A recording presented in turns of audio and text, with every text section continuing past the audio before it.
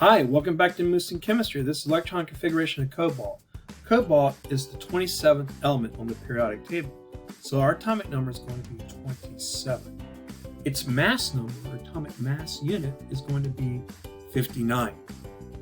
Alright, so now what we're going to do is we're going to write 27 protons, and since it's electrically neutral, that means it'll be 27 electrons also.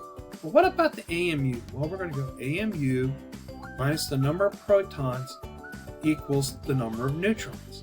So we're going to go 59 minus 27 will give us 32 neutrons.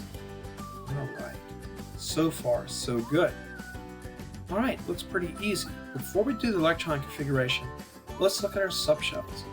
The S subshell can hold 2 electrons, the P subshell can hold 6 electrons, the D subshell can hold 10 electrons, and the F subshell can hold 14 electrons.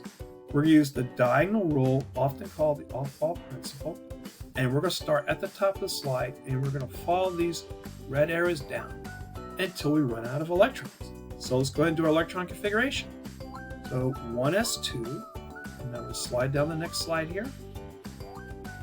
Pretty cool, huh?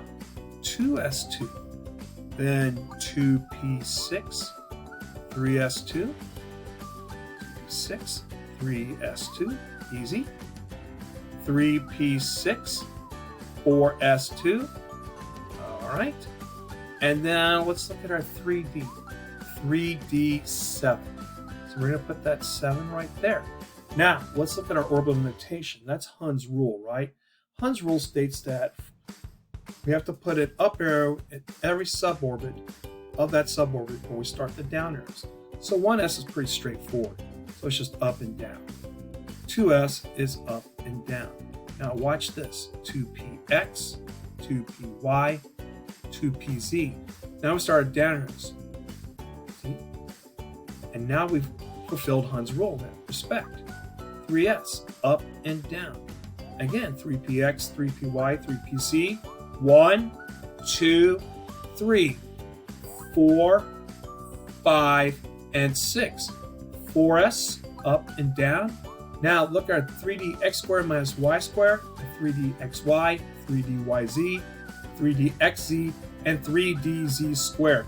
So we go 1, 2, 3, 4, 5, 6, and 7. All right, pretty darn snarly.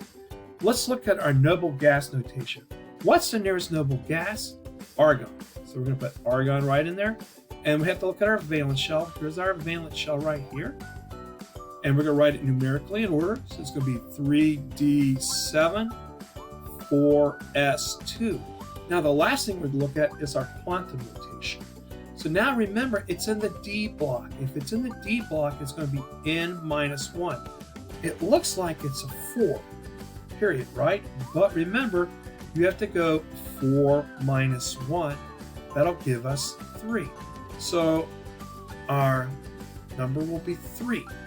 The principal quantum is 3. Angular momentum, again, it's in the D block, so it's going to be a 2. Our magnetic number, now, let's count this. Minus 2, minus 1, 0, 1, 2. That's the first 5. Minus 2 would be the 6th one, and minus 1 would be the 7th one. So it's the 7th one over, so it'll be a minus 1 charge. Pretty darn easy, I have to say, right? Okay, so now we're going to put a minus 1 right there. Now let's look at our last arrow right here. It's going down. So our spin number is going to be 1/2 negative. We're going to put that in there, and that's it. Well, listen, you guys be snarly, and we'll see you back here at Moose Chemistry.